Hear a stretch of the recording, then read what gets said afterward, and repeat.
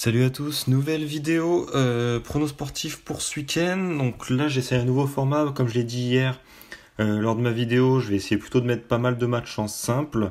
Et ça a plutôt bien marché là, puisque pour les matchs de ce soir, il y a Lyon qui est passé. Bon, ça je l'avais mis en combiné avec Paris, donc on va attendre encore le match de Paris. Depay buteur est passé et la victoire de Francfort est largement passée sur un 7-1. Enfin, c'était assez incroyable comme match. Francfort vraiment exceptionnel offensivement, même avec un de leurs meilleurs buteurs qui était absent, son remplaçant a très bien fait le travail aussi. Donc au niveau du format, donc il y aura ces vidéos là donc avec les paris safe où il y aura un suivi de bankroll dédié à ça.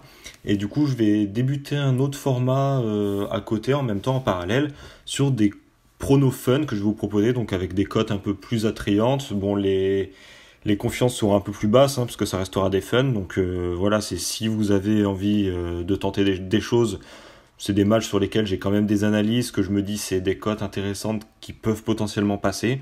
C'est risqué, jouez pas votre vie là-dessus, jouez des mises plus faibles, ou sinon, voilà, regardez juste le match et puis vous voyez si ça passe ou pas. Donc je ferai une autre bankroll à part pour les fun, et puis de temps en temps je ferai un petit peu des bilans pour savoir si au niveau des fun, voilà, en essayant de viser des cotes intéressantes, on s'en sort pas si mal ou pas. Et puis à côté de ça aussi des petits bilans sur tous les combis classiques en safe que je vais faire.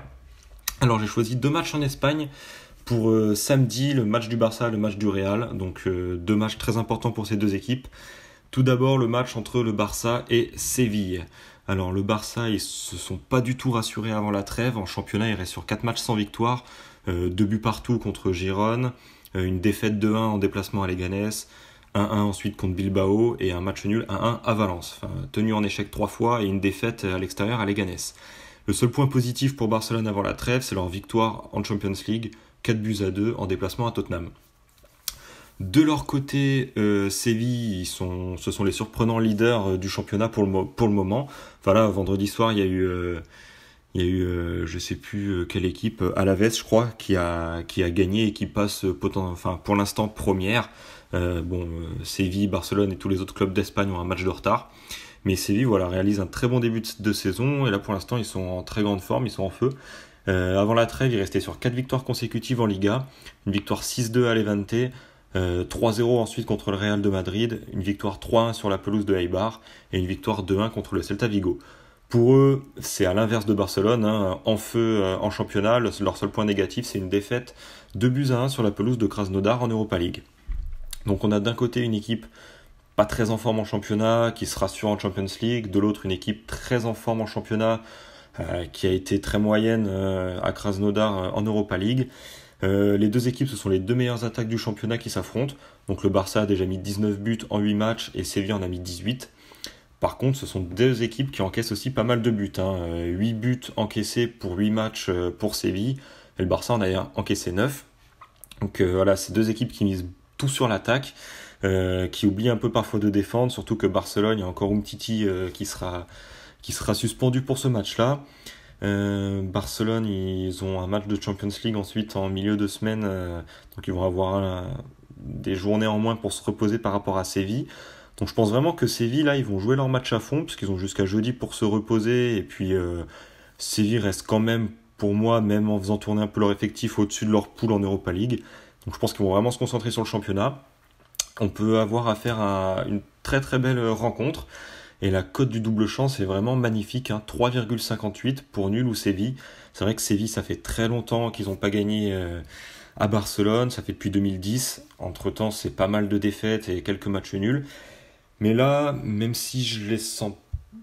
je vois pas non plus une victoire de Séville, mais je vois bien un match nul. Après, on sait jamais, Séville est toujours... on peut toujours espérer un exploit de Séville à Barcelone, mais voilà, la double chance, une cote qui est très intéressante à 3,58, donc un petit billet de 5 là-dessus, voilà, petite mise avec une belle cote. Sur le deuxième match ensuite, donc là j'ai un peu plus confiance quand même en ce prono-là, c'est pour ça que je vais mettre plutôt un 10€. Donc là ouais, j'ai changé aussi le format de mes mises, j'ai pu mettre des 50 etc. Sur la plupart des simples que je vais mettre maintenant sur les vidéos safe comme j'ai pu faire hier, ça sera des 20 balles. des 20 euros, pardon, voilà. Et puis quand ce sera des saves, ça sera 5 ou 10 euros suivant les cotes, quoi, et suivant les confiances aussi. Donc pour revenir au match Real de Madrid-Levante, le Real en très très mauvaise forme. 3 défaites et un nul et aucun but marqué sur leurs 4 derniers matchs. Ils sont redescendus à la 5e place au classement. Levante en face, bon, c'est une équipe qui est moyenne, 3 victoires, un nul, 4 défaites. Il reste sur 2 victoires de suite, 2-1 contre Alaves et 1-0 à Retafe. Donc voilà, 2 victoires à la suite, mais pas contre des grosses équipes. Et pour ce match, voilà, le Real de Madrid, là, il doit vraiment gagner pour se remettre en confiance avant un match important en Champions League. Et puis, la semaine prochaine, il y a le Classico. Donc là, c'est vraiment une semaine qui va être charnière non, mais très importante pour le coach. Là, il joue clairement sa place, hein. Si ça se passe pas bien dans les 2-3 matchs qui arrivent, c'est terminé et changement de coach pour le Real de Madrid. Avantage pour le Real de Madrid, c'est qu'ils vont récupérer 2 joueurs très importants, Marcelo en défense et Isco au milieu de terrain. Donc ça va être très important, notamment pour l'animation offensive, hein. Ils n'ont pas marqué depuis 4 matchs. On sait que Marcelo, en plus d'être un très très bon défenseur, il se porte vers l'avant très rapidement et il amène souvent des très bonnes occasions en faisant des doublements sur l'aile, etc. Des fois, il repique un peu dans l'axe, il fait des très bons centres. Enfin, Marcelo, il pèse vraiment dans le jeu offensif du Real de Madrid. Et Isco, bah, c'est le meneur de jeu du Real de Madrid là, depuis pas mal de temps maintenant. Donc il va faire vraiment du bien, je pense, au milieu de terrain pour faire les intervalles entre la défense et l'attaque, donner des bons ballons aux attaquants. Et pour moi, grâce à ces 2 joueurs et après la trêve internationale où je pense qu'ils ont pu vraiment se remettre en question et poser les choses, je pense que le Real va gagner. Mais dans la douleur, surtout que le match a lieu à 13h, souvent les matchs à 13h, c'est un peu laborieux. Je sais pas pourquoi cet horaire en particulier, mais c'est vrai que souvent les matchs à 13h, on n'a pas beaucoup de buts, on sent que les 2 équipes jouent un peu à la baballe, mais sans mettre trop d'intensité, soit elles sont fatiguées, soit c'est, je sais pas, voilà. Mais c'est vrai que souvent on n'a pas trop d'intensité, surtout que le Real ils vont vouloir se rassurer, déjà marquer et surtout pas prendre de but, donc je pense que ça va pas être un festival offensif, ils sont dans le doute, ils doivent se rassurer, ils vont peut-être en mettre un ou deux, peut-être s'en prendre un, je sais pas. Je vois une victoire 2-1, 2-0, 1-0 pour le Real de Madrid, mais une petite victoire avec pas beaucoup de buts dans le match. Du coup, la cote que je trouvais intéressante, c'est le Real gagne et moins de 4,5 buts dans le match. La cote est quasiment à 2, hein, 1,92. Et elle est pas mal parce que ça veut dire que pour que ce prono passe pas, faudrait qu'il y ait 4 buts à 1, 3 buts à 2. Et franchement, vu le match et vu les 2 équipes, hein, Real de Madrid qui est pas en confiance, qui doit se rassurer, puis une équipe de milieu de championnat très moyenne. Il n'y aura pas un festival de buts, donc voilà, je pense même qu'il y aura moins de 3 buts.